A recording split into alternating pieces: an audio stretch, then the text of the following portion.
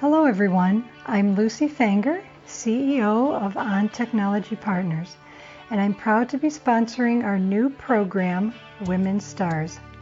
In each episode, we will spotlight an amazing woman and the struggles and triumphs that she has faced. Then we will reflect and share her insights. Our goal is to engage, entertain, and explore the women stars in our world today. I hope you enjoy. I want to thank you all for listening today. My name is Shanti Harkness, and I'm the Media Manager for On Technology Partners, a women-owned company addressing cybersecurity and risk. Join us as we share the reflections of women just like you that have survived struggles and embraced triumphs in their lives. Today, we'll be talking with Elisha Campbell. Elisha Campbell is the owner and visionary of the People's Cafe. Born and raised in Cleveland, Ohio, she decided to take the road less traveled and joined the United States Air Force after graduating high school. During a 3-year tour in Germany, she discovered her love for coffee. From that moment, she realized life is more enjoyable when you have a good cup of joe. Having traveled in many places around the world and sat in plenty of coffee shops, she was troubled when she realized that there weren't any coffee shops or bookstores that catered specifically to people of color. So from that observation, the People's Cafe was born. She envisions the People's Cafe being a gathering spot for dreamers, creatives, small business owners, students, children, teens, and elders. She wants people from outside the community to walk in and inhale their fresh brewed coffee, feel the love, and if you ask her, she'll tell you this is more about an experience and a lifestyle than just a cup of coffee. Cam, thank you so much for taking the time to speak with us today. Well, thank you for having me. All right, so let's dive right in. So I love asking this question of all of our guests. So why don't you tell us something about yourself that others may not know, or something exciting about yourself? Let's see, something that others may not know. I would say that people would be surprised that I'm a huge country music fan. Right. The look on your face, like, what? Yes, I love country music. I don't really know where it started. I want to say probably like in middle school. I had an English teacher who would play Dixie Chicks. I know that's like pop country, but she would play the Dixie Chicks all the time. And from there, I would just ask her like, well, who do you have next? Like, can you play something else? And it was just all country. So from there, it just kind of became my thing. So I love country. There's nothing wrong with that. Nothing at all. They have like the best stories. All right. It actually tells stories, unlike a lot of the music, today. Right. True stories with that. Right. So we know that triumphs don't come without their struggles. So talk to us a little bit about what some of your biggest struggles have been. This can be either professionally or personally. And tell us how you were able to get through that and what kind of an impact it had on your life or career. I would say probably the two biggest struggles that stand out for me were my transition from the military to civilian life. And then from living in New Jersey to then moving back to Cleveland, Ohio. So I was in the Air Force for a little over 10 years and decided to separate. At the time, I was in a pretty committed relationship. So once I separated, I moved to New Jersey to be in this relationship and for us to finally be together and do all those, love things, right? But I don't think I gave myself or was even allotted enough time to really figure out what I was going to do after getting out. It was very tough to go from such a structured lifestyle to having to ask permission to do this and do that, go here, go there, to now being just out in the world, like to go from high school to the military and now you're just out free. It was very difficult for me. And then being away from family was tough. And I believe our relationship just wasn't the best. So I dealt with depression during that time. And it was like a 3-year period that I lived there from like 2016 to 2018. Went through depression. I had about a few different jobs while I was out there, but nothing stuck. I wasn't satisfied at all. I just felt trapped. And then when that relationship ended, the next biggest task was moving back to Cleveland, to go from somewhere where I kind of had a routine in New Jersey. It wasn't the best, but I knew what was expected, I guess, to now living back home where it should have been familiar, but I was a stranger, if that makes sense. That was huge as well, to go from basically having a family of my own to now being single again and living closer to my parents. I had never lived in Cleveland as an adult. So that was all new to me as well. Again, the depression kind of set in. I'm like, I should not be back at home. like I'm too old. Like I traveled the world and now I'm back in Cleveland. Like that makes no sense. I just felt less than. Like I had nothing to show for the amount of time that I spent away to just come back home and do, what normal people do, I guess, was my mindset at that time. And it impacted me pretty negatively for a while, up until I say recently, do I really started figuring out that those two big struggles really shaped me into what I'm supposed to be doing. And I love that you mentioned that those struggles help to shape you, because I think that's really important for all of us to remember, is that, it's not always easy, but we go through everything that we go through to help us grow. And if we never faced any struggles, then we wouldn't really be able to know true joy, exactly, in our experiences. You can't celebrate it like you should if you didn't really, go through anything, or if it was too easy. You feel like you're almost entitled to it if it's a little too easy. Right. Yeah. So Cam, did you have any tips or tricks or anything that you used to help you get through those challenging times, or helped you to get through that depression that you were facing? I guess I don't know if they were tricks, tricks of the trade, or I'll say one of the biggest thing was I started writing down things I was grateful for. During those times, I definitely felt like I didn't have this or I didn't have that. I was just without a lot of things. I was looking at all the things that I wish I had and wish I could be doing. So I started writing down what I was grateful for, what I did have. And that helped me to put things back in focus, that I wasn't really in such a bad space like I thought I was, that, and I think keeping a good support system. I won't say secretive. I'm secluded. I'm an introvert by nature. So like, it's easy for me to just go in my shell and not talk to anybody. But during those times, I found it, I want to say, almost refreshing to talk to my parents about certain things. And they were really surprised too, because I never talked to them about too much of anything. Like they asked, like, what's going on? How are you? Oh, I'm good. Even though things are falling apart around me, but I'll never, disclose it. But during that time, it was really great having them near, my siblings as well. So yeah, just having a supportive foundation and being grateful. Oh, I love that. And you're absolutely right about, reflecting on that gratitude. Yes. And, when we actually do that, and that's something that I've practiced before also, is writing down, everything that you have to be grateful for, because, sometimes we get in our head too much and we think that, we lack so much that we really don't. We have so much in our lives to be grateful for.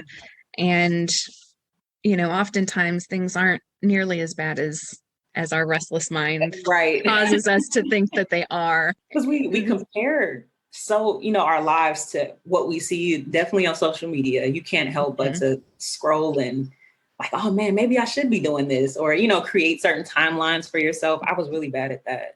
Yeah. And social media is great in a lot of ways, but it's so horrible in so many ways, because, everybody, especially, the younger generation, they're, comparing so much to these influencers and these celebrities, and really they don't look like that.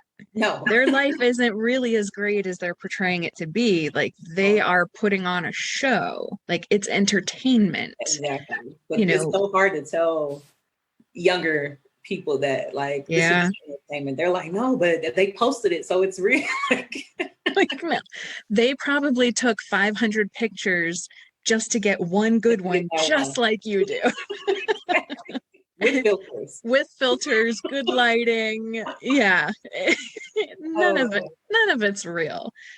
So yeah, just comparing yourself to unrealistic standards is just a recipe for disaster. Yeah. So, really focusing on that gratitude and all of the blessings that you do actually have in your life and what you have to be grateful for is a really wonderful, humbling experience that, kind of brings you back down to focus on, okay, like things aren't as bad as I think that they are. And, there's options available. What do I want to do? And what do I need to get there?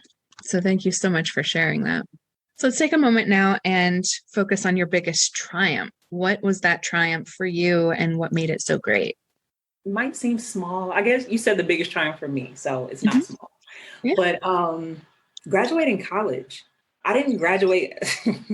It was a long journey. I'll say that. I graduated finally in November of 2019 with my bachelor's. Right out of high school, well, I was in a program called High Tech Academy while I was in high school. So you were able to obtain college credits while you were still, getting your high school diploma.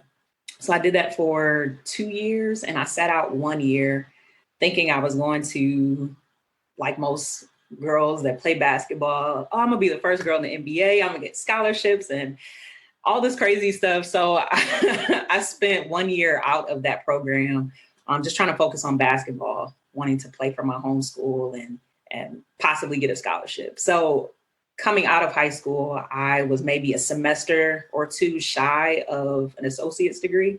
Wow. So it was good and bad. Bad in the sense that I could have graduated with an associate's and a high school diploma, but good because once I entered into the military, I already kind of was ahead of the game as far as school goes, because I was pretty much done with the associate's degree, which is what they kind of push for you to do as soon as you enter in. But I got that done. And then after that, I slow rolled taking classes literally the entire time I was in the military. It was so horrible. My parents would constantly ask like, oh, are you done yet? Are you graduating? I'm like, no, I'm working. I can't really get classes in, which was a complete lie. I just did not prioritize education like I said I was going to. But between deployments, changing duty stations and all that, it gets away from you. You're serving in the military, but you're also kind of in college, like you're trying to party, you're trying to have a good time. It's bad to send an 18-year-old overseas and think that they're going to be focused on school. It's not going to happen. Mm-hmm. But through all of that, and like I said, separating from the military, I'm still trying to find my way as a civilian. I still managed to get that diploma. I don't have a whole lot of college grads in my family. Like my parents went to college but didn't finish because they decided to have me and my siblings. But it was a huge triumph for me, like to battle through all of that and still find a way to get that goal completed. Whether it took 10 years or not, it got done. So that was pretty huge for me. That is a big accomplishment. And I'll just say it doesn't matter if it takes you 4 years or 10 years, like you said, it's still a big accomplishment. Right. And I'm in the same boat. I don't have a lot of college graduates in my family either. And I struggled immensely. Yes. I clawed my way to get that bachelor's degree. Oh, yeah. And yeah, it's a huge, huge triumph. Yeah. Absolutely. And when you're in it, it doesn't feel like it's a great thing that's happening because you're like, I'm sick of writing papers. I don't want to read anything. But in the end, like just saying, hey, congratulations, you completed. I was like, it was worth it. Absolutely. Yeah. So this ties nicely into my next question. So, we juggle a multitude of different things. We've got career, family, household responsibilities. Sometimes there's illnesses and caregiving. So how do you maintain a work-life balance? And what do you think that employers could do to be more supportive of that balance for their employees? Ooh, I don't even know if I have a balance. That's not an uncommon response. Right. I try my best to, to balance it out and keep everything in perspective and prioritize myself as well as my 9 to 5 and my business, but it doesn't always happen that way. Mm-hmm. What do I do to really try? I know I for sure etch out time for my family. Like I said, being away from my parents for that amount of time, they didn't really get to know the adult me. So mm-hmm. we've been spending these last couple of years, like just relearning one another. I guess, yeah, family, etching out time for family. That's important. Usually on Sundays, it's all about them, and trying to put in, I guess, the self-care. I hate saying like self-care days because every day should be self-care, which I'm trying to do better at. So I try to get up early in the morning, get a good workout in, and just to get my day started pretty early.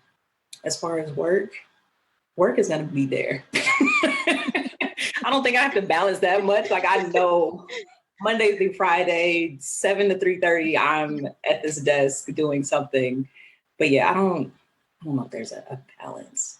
As far as employers trying to assist their employees in that, I would say just being understanding and giving a little grace to your staff, just a little grace. Understanding that life happens, things happen. Especially for women, we juggle a lot. Like I said, I'm not in a relationship any longer, but I was in a relationship that had a child along with it. So I understand trying to be a mom and trying to, balance that. I'm a dog mom now, but even that is still, I'll call my supervisor like, hey, I got to take Diesel to his doggy daycare. Like, can you give me 15 extra minutes? She's like, fine, that's okay. But like, employers, I guess they want you on the clock, but they also have to realize we're human. Things are going to happen, and you don't want to burn people out quickly because that definitely can happen. You're so focused on certain goals and metrics and all that good stuff that you forget that it's a person that's behind all that. So yeah, if they give their staff a little grace and, not so much pushback on taking time off, I think that would help everybody out. I completely agree with that. And I know from my experience with past jobs, the jobs that had that strict, I don't care what happens in your personal life, you are here during this time and this time, you do not take off. Like, it's a miserable place to work. You get burnout, the job satisfaction just completely plummets. And you're just, and you're miserable. Yeah. And I have had the greatest job satisfaction, the greatest productivity, the best, creativity and inspiration probably in my current position, because they're so flexible. Yes. And it's not, you have to be, butts in seat 9 to 5. It's more, this is the work that needs to get done. Whatever you need to do to get it done, that's fine. If you work 3 hours in the morning and you have to take an hour or two to go run errands, and then you come back and work for a couple more hours, and then you want to go hang out with friends for a little bit, and you come back and work for, like, that's fine. Yeah. And that's amazing. I would love that. I do. I absolutely love it. On nice days, I can go sit out on my balcony, in the middle of the day, and I don't have to worry about, like, it's just the flexibility. And, there's definitely still accountability. Oh yeah, definitely. You still have to account for your time, and the work obviously still needs to get done, but that flexibility is just priceless. Yeah. It really is.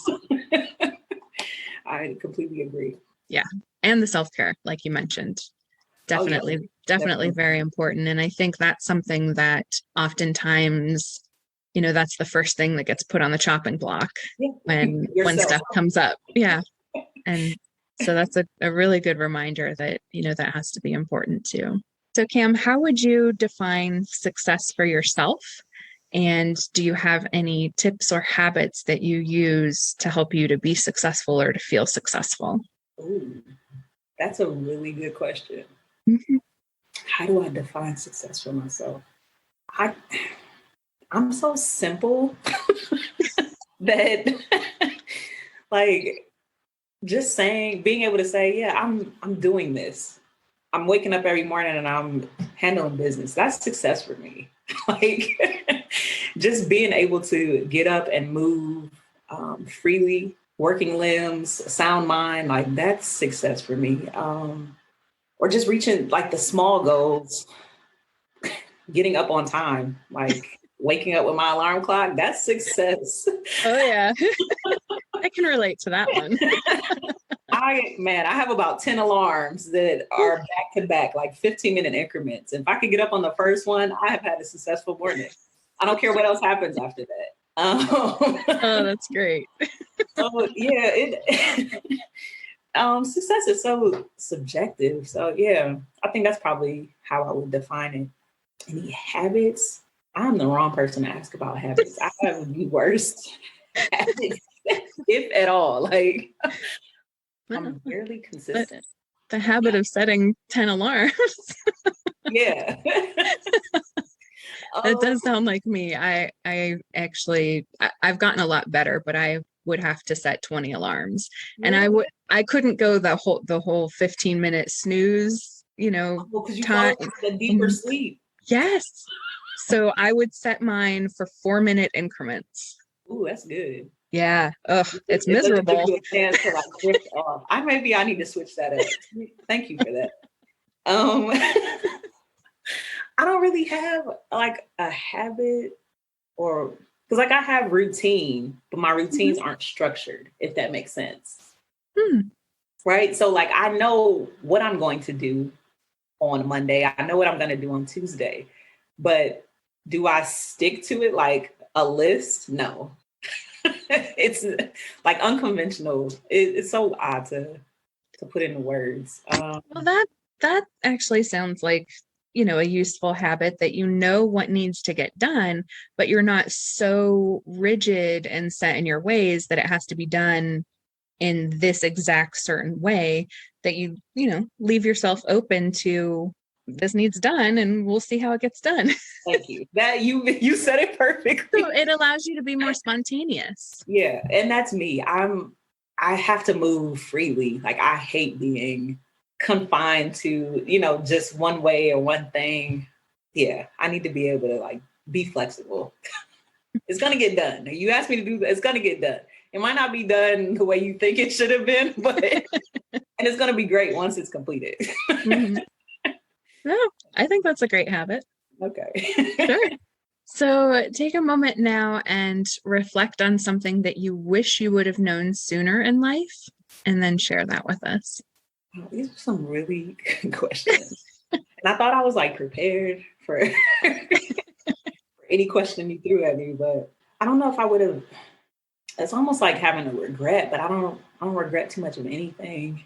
I wish I had trusted myself sooner.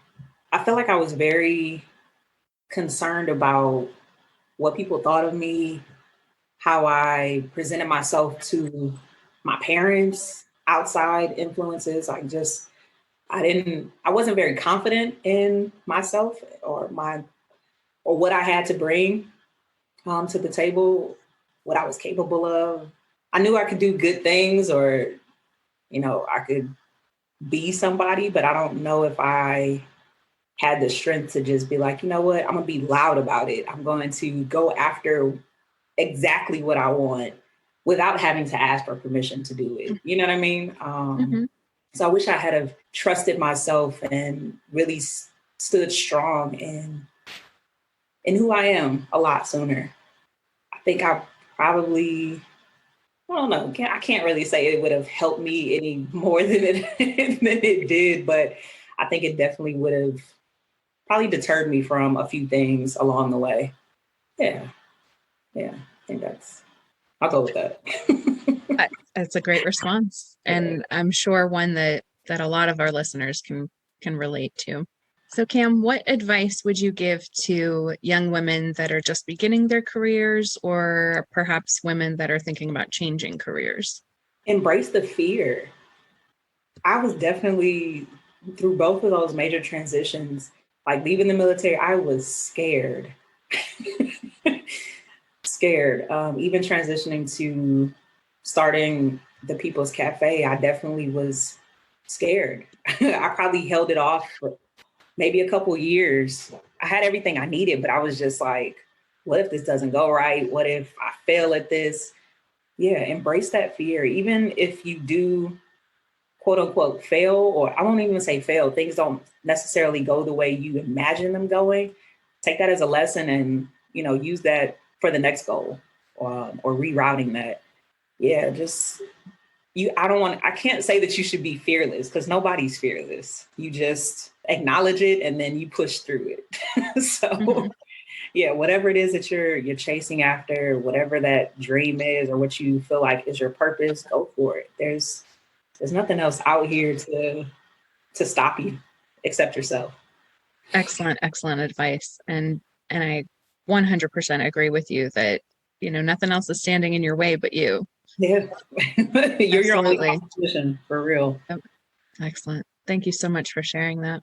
So Cam, if somebody wanted to get in touch with you, how would they go about contacting you? I guess a couple of ways. I'm on Instagram a lot.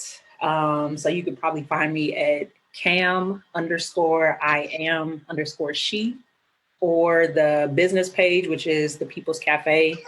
It's THE_PPLZ_CAFE. Let's see, what else have I got? Gmail, and it would be Elisha C1508@gmail.com. I think that's it. I'm not really on Facebook like that, because I feel like all the, the older people are on Facebook. So I'm not on there too often, but those are all the best ways to get in contact with me. Okay, great. Well, Cam, it has been an absolute joy to speak with you. Thank you again so much for taking the time for this interview. Yeah, this has been great. Thank you so much for having me. So On Technology Partners wants to thank you for joining us on this episode of Women STaRs. If you'd like to appear on a future podcast episode, or if you'd like to nominate a woman to be interviewed for Women STaRs, please email stars@ontechpartners.com. My name is Shanti Harkness. Until next time, have a great day. Thank you for joining us on today's journey. Remember, you are all women stars. If you wish to learn more about our Women STaRs program, or want to be a guest on our show, contact us at stars@ontechpartners.com. And thank you to On Technology Partners for helping me make this program a reality. Remember, we at On Technology Partners want to help you protect your team from hackers. To learn more about our cybersecurity services, go to ontechnologypartners.com.